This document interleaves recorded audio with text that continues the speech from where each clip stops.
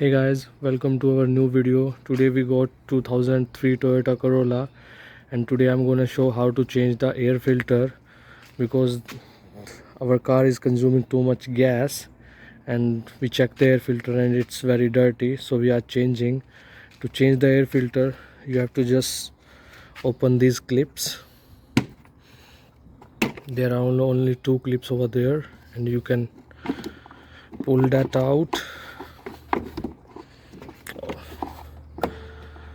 And here's the air filter. You can take it out, and as you can see, it's very dirty. You can see from both sides it's very black, and see the dirt. We have to clean this one and we have to replace this one.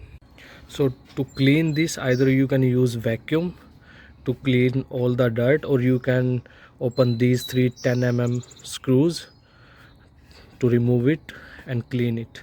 So we already cleaned it by vacuum, and we are putting that new filter that is from Extra Guard, which we got it from Amazon.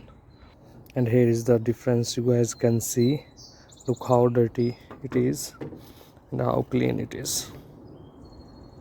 So you have to just put that one here like this, and then you can close the flap on the top of this and close these pins. That's it. That's how you can change the filter of Toyota Corolla.